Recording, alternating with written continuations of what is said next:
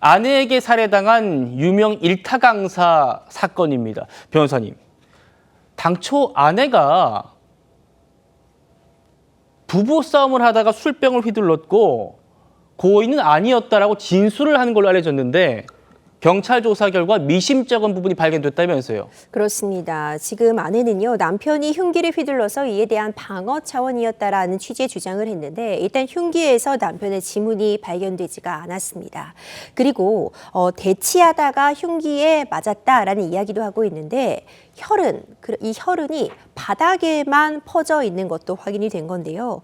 혈흔 형태를 보면 좀 누워있는 남편, 피해자를 가격한 것이 아닌가 이런 분석이 나오면서 이 아내, 가해자가 한 주장과는 배치되는 증거들이 등장하고 있는 겁니다. 뿐만 아니라 남편이 술에 취해 있었다라는 주장도 했었는데 알코올 성분이 검출되지 않은 점, 이런 부분들의 진술의 신빙성이 낮아지고 있는 조사 결과가 보여지고 있습니다.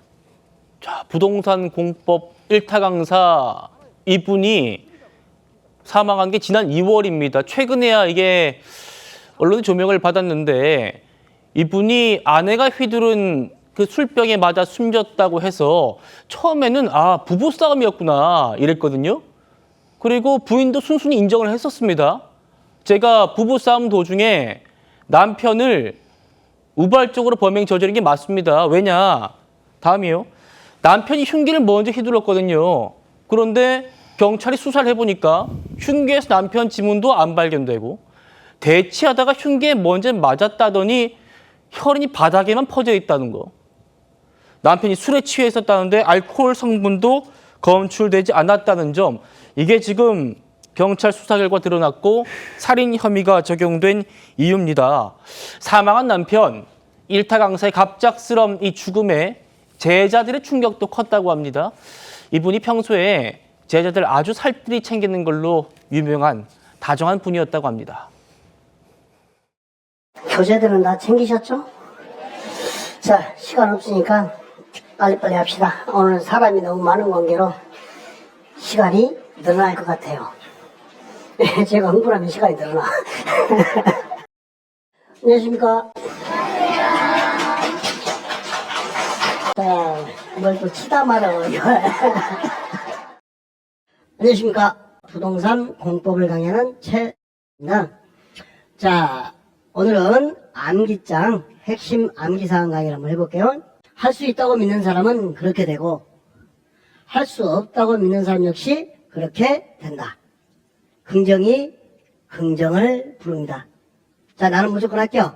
간다. 그 믿음이 여러분한테 합격을 가져다 주는 겁니다. 자, 제자들에게도 그리고 주변에도 참 다정했던 분으로 기억이 되는 것 같은데 변호사님. 물론 뭐 주변에 하는 또 모습과 부부 사이의 모습 다를 수 있잖아요. 뭐 부부 사이는 둘만 안다고 하는데 그 둘 사이는 보통 평소에 어땠다고 해요?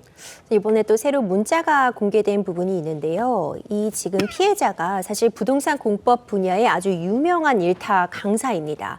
제자들에게 굉장히 따뜻하게 대해주는 걸로 유명했는데 네. 지금 공개된 문자를 보면 지금 이건가요? 네, 2023년도 11월에 나눈 문자인데요. 아내에게 여보, 나는 너무 불행해.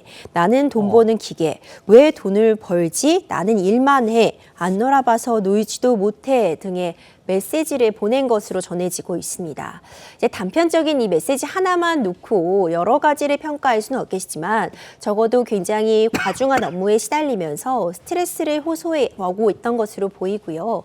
이제 많은 돈을 벌 수 있을지는 모르겠지만 이제 일타 강사라는 직업이 워낙 스트레스가 많은 직업이기 때문에 제대로 쉬지 못하고 일만 하는 상황에 대한 어떤 안타까움이 그스란히 좀 드러나는 상황이라 이런 부분들이 부부간의 갈등의 어떤 원인이 되지 않았을까 하는 추측들도 나오고 있습니다. 이 사고가 나기 전에 주변 사람들에게도 보낸 메시지나 또 얘기들이 있더라고요. 그렇죠. 주변 사람들에게도 자신의 처지에 대해서 한탄하는 듯한 그런 내용의 메시지를 보낸 것으로 알려져 있는데요. 나는 집안에서 서열 꼴찌다. 집에 들어가면 강아지만 나를 반겨준다. 이런 이야기를 하기도 했었고요. 누누이 오는데 나를 아내가 발로 차더라. 빨리 가서 돈을 벌어오라고 했다라는 취지의 이야기도 하기도 했습니다. 사실 푸념이라고 보이는데 현재의 상황에 대해서 굉장히 좀 힘들어하고 안타까워하는 마음이 고스란히 좀 전해지는 것 같은데 있는데 제자들의 충격이 굉장히 크다고 합니다. 네. 평소에 늘 밝고 열정적으로 강의를 해오시던 분이라 이런 뜻밖의 죽음에 안타까워하면서 가해자에 대한 엄벌 탄원서를 제자들이 제출했다는 이야기도 전해지고 있습니다. 아니 그런데 뭐 아내에게도 그렇게 보냈었고 내가 돈 버는 기계냐 주변에도 토로도 했었고 그러다가 어떻게 범행이까지 이어지게 된 겁니까? 사실 이 두 사람도요, 스승과 제자 관계로 만났다고 해요. 그런데 이 피해자는 일단 초혼이었고, 아내는 이제 아이를 데리고 이제 재혼을 한 그런 상황이었는데, 예. 그러니까 부부 간의 갈등이 있었던 부분은 맞는 것 같습니다. 이미 이 피해자가 아내에게 지속적으로 좀 이혼을 요구해왔던 그런 정황들이 확인이 되고 있는데, 특히 4억 전세금만 해달라, 나머지는 다 재산을 너에게 주겠다, 나도 좀 편하게 살자, 이런 메시지를 보내기도 했고요. 그 이후에 기대수명 계산기 보니까 내가 얼마 남지 않았다. 나 하고 싶은 거 다 하면서 살고 싶다. 이런 메시지를 보내기도 했습니다. 하지만 이런 메시지를 보내고 2달도 채 지나지 않은 시점에 아내가 이제 담금주가 가득 들어있는 병으로 이제 남편을 이제 내리쳐서 결국 사망케 하는 그런 사고가 발생을 한 것이거든요. 네. 이 범행 직후에 가해자는 부부싸움 그리고 특히 남편이 이혼을 요구해서 화가 나서 엎치락뒤치락 하다가 이런 범행을 저지르게 됐다라고 밝히고 있지만 경찰은 여러 가지 가능성을 열어두고 지금 수사를 진행하고 있습니다.